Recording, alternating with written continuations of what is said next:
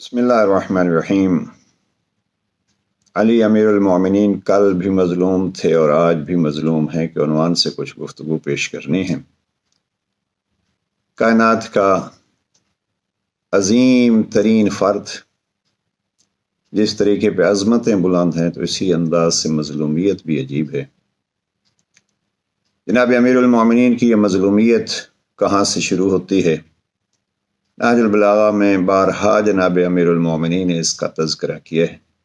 نہج البلاغہ کے ایک مشہور شارح جناب شیخ محمد تقی جعفری مرحوم وہ لکھتے ہیں کہ نہج البلاغہ چیخ و پکار سے اور آہ و زاری سے بھرا پڑا ہے۔ وہ جناب امیر علیہ السلام اپنے مرثیے آپ پڑھتے۔ کیا ہوا؟ پہلا مرثیہ جو ہم یہاں نقل کرنا چاہتے ہیں، جناب امیر المومنین نے جناب زہرہ مرضیہ کی قبر پہ کھڑے ہو کے رخ قبر رسول کی طرف کیا اور مرثیہ پڑھا، اور اس مرثیہ میں جناب امیر المومنین فرماتے ہیں، یا رسول اللہ، اپنی بیٹی سے پوچھ لینا کہ امت نے مظالم ڈھانے میں کیسے اجتماع کر لیا تھا، اکٹھے ہو گئے تھے۔ اب آپ ذرا ایسے دیکھیے کتنے دن گزرے ہیں جناب پیغمبر اکرم کے بعد، اس لیے کہ زیادہ سے زیادہ 6 ماہ، بہت زیادہ تو کسی نے 9 ماہ لکھا ہے وقفہ جناب پیغمبر اکرم کی رحلت کا اور جناب زہرہ مرضیہ کی شہادت کا۔ تو اب ان مختصر ایام میں حالت یہ ہو گئی تھی کہ جناب امیر المومنین فرماتے ہیں، یا رسول اللہ، بیٹی سے پوچھ لینا کہ امت نے کیسے اجتماع کر لیا تھا۔ یہ وہ ابتدا بعد از رسول اور انتہا جو آج کی مناسبت سے اور شہادت جناب امیر المومنین کے حوالے سے ایک بہت مہم پہلو ہے۔ یہ نہج البلاغہ کا خطبہ نمبر 68 ہے۔ اگر اس کو دیکھیے تو جناب امیر المومنین فرماتے ہیں کہ وہ رات جس رات امیر کو ضرب لگائی گئی، میں بیٹھا تھا کہ مجھے اونگ آ گئی اور میں نے اس اونگ میں پیغمبر اکرم کو خواب میں دیکھا اور پیغمبر اکرم سے شکایت کی۔ ذرا لفظ پڑھ کے سنا دیتا ہوں۔ میں بیٹھا ہوا تھا کہ میری آنکھ لگ گئی، اتنے میں رسول اللہ میرے سامنے جلوہ فرما ہوئے۔ میں نے کہا، یا رسول اللہ، مجھے آپ کی امت کے ہاتھوں کیسی کیسی کجرویوں اور دشمنیوں سے دوچار ہونا پڑا۔ دیکھیے یہ انتہائی علی اور یہ 19 رمضان 40 ہجری کی رات کی خواب ہے کہ مجھے آپ کی امت سے کیسی کیسی آواد واللدد لفظ استعمال کیا، اور مفتی جعفر حسین مرحوم نے جو ترجمہ کیا ہے کجرویوں اور دشمنیوں سے دوچار ہونا پڑا۔ اب پھر آگے جناب پیغمبر اکرم فرماتے ہیں کہ تم ان کے لیے بد دعا کرو، تو میں نے صرف اتنا کہا کہ اللہ مجھے ان کے بدلے میں ان سے اچھے لوگ عطا کرے اور ان کو میرے بدلے میں کوئی برا امیر دے۔ یہ حقیقت میں گویا جناب امیر علیہ السلام اپنی موت کو طلب کر رہے ہیں۔ اب یہ ہے مظلومیت جناب امیر علیہ السلام کہ جناب امیر اپنی موت طلب کر رہے ہیں اور پیغمبر سے ان دشمنیوں کی شکایت کر رہے ہیں۔ جناب امیر علیہ السلام کی اس مظلومیت کو خط نمبر 28 میں جناب امام نے بڑے واضح الفاظ میں بیان فرمایا ہے۔ خط نمبر 28 حاکم شام کے خط کے جواب میں جناب امیر علیہ السلام نے خط لکھا ہے۔ اس خط کو ابن ابی الحدید نے درج کیا ہے اور جناب امیر علیہ السلام سے کچھ ایسے باتیں کی گئیں۔ لفظ وَقُلْتَ إِنِّي كُنْتُ أُقَادُ كَمَا يُقَادُ الْجَمَلُ الْمَخْشُوشُ حَتَّى أُبَايَعَ، اور تم نے لکھا ہے کہ مجھے بیعت کے لیے یوں کھینچ کر لایا جاتا تھا جس طرح نکیل پڑے اونٹ کو کھینچا جاتا ہے۔ تو خالق کی ہستی کی قسم، دیکھیے یعنی جناب امیر علیہ السلام پہ یہ ظاہر کیا گیا کہ جناب امیر علیہ السلام کو اس طریقے پہ برتاؤ کیا جاتا تھا۔ یہ بڑے واضح الفاظ ہیں۔ قلتا، امام نے یہ اس کے الفاظ لکھے ہیں حاکم شام کے، آپ نے کہا ہے کہ مجھے یوں کھینچ کے لایا جاتا تھا جیسے اونٹ کو نکیل ڈال کے لایا جاتا ہے۔ اب یہاں بعض احباب کہتے ہیں جی علی وہ ذوالفقار کا صاحب ذوالفقار اور وہ شجاع، تو یہ شجاعت اور یہ چیزیں اس وقت ہوتی ہیں جب شجاعت کی ضرورت ہو تو اللہ والے شجاعت دکھاتے ہیں، جب چپ کی ضرورت ہو تو چپ دکھاتے ہیں۔ پیغمبر اکرم سے بڑھ کے شجاع ہیں جناب امیر المومنین سے بڑھ کے شجاع ہیں جناب پیغمبر اکرم صلی اللہ علیہ وآلہ وسلم۔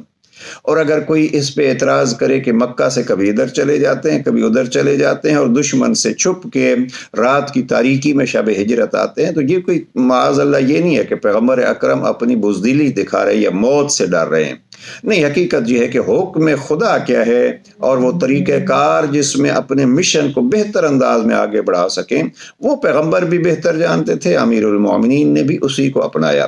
لہذا اس خاموشی پہ اور اس چپ پہ بعض اوقات یہ اعتراض کیے جاتے ہیں، تو میں یہی عرض کروں، جناب زہرا مرضیہ کے حوالے سے بھی یہ کہا جاتا ہے کہ وہ کیسے علی تھے کہ جو اپنے گھر کا دفاع بھی نہ کر سکے۔ میں یہ عرض کروں کہ جناب پیغمبر اکرم اسی اپنی اکلوتی بیٹی کو مکے میں علی کے سپرد کر آئے تھے۔ کیا معاذ اللہ یہ کہا جا سکتا ہے کہ پیغمبر اکرم نے وہاں عورتوں کو بھی چھوڑ کے خود اپنی جان بچانے کی کوشش کی؟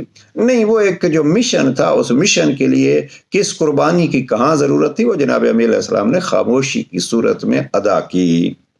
بہرحال یہاں لکھتا ہے حاکم شام کہ آپ کو تو یوں کھینچا جاتا تھا جیسے اونٹ کو نکیل ڈال کے کھینچا جاتا ہے۔ مظلومیت جناب امیر علیہ السلام کے حوالے سے یہ اگلا جملہ ہے، امام فرماتے ہیں خالق کی ہستی کی قسم تم نے چاہا تو یہ تھا کہ میری توہین کرو اور مجھے رسوا کرو، لیکن رسوا کرنے کے بجائے خود رسوا ہو گئے ہو اور میری توہین کے بجائے برائی کے بجائے تعریف کر دی ہے۔ کیوں؟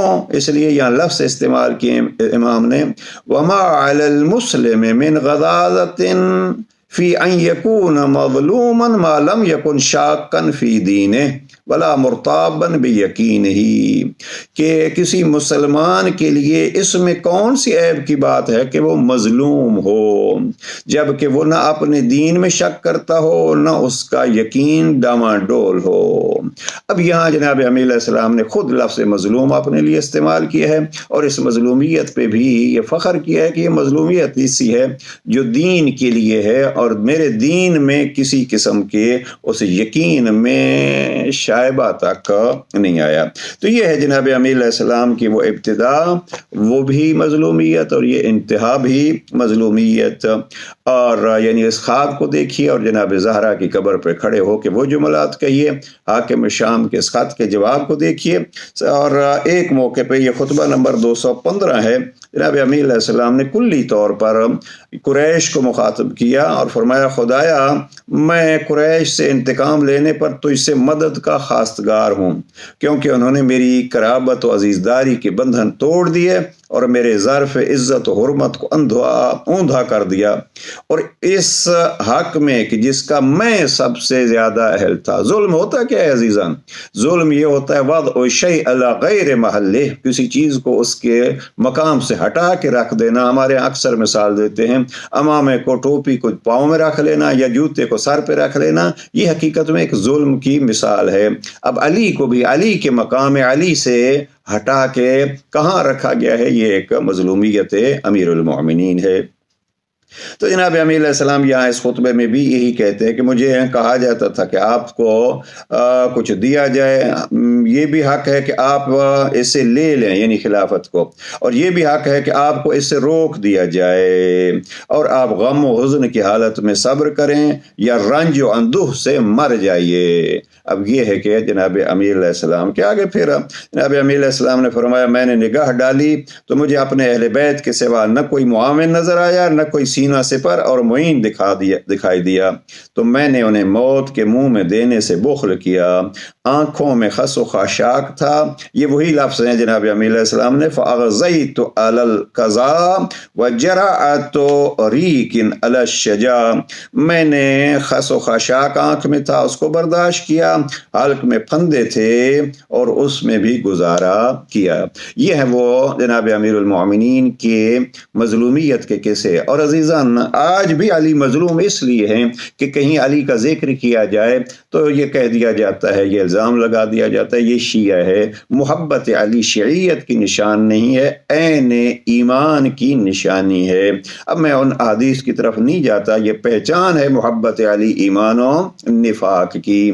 اور دوسرا وہ احباب جو اپنے آپ کو شیعہ کہتے ہیں، مظلومیت علی پہ ان دنوں میں رو رہے ہیں، ان سے بھی گزارش ہے کہ اگر کوئی حاکم، کوئی سردار، کوئی بڑا حکم دے اور اس کو بجا نہ لایا جائے تو یہ بھی اس کی مظلومیت ہوتی ہے۔ اور جناب امیر علیہ السلام بعض جگہوں پہ یہ فرماتے ہیں برا ہو آپ کا، آپ کو اگر حکم دیتا ہوں تو انجام نہیں دیتے، بلاتا ہوں تو سنتے نہیں ہیں۔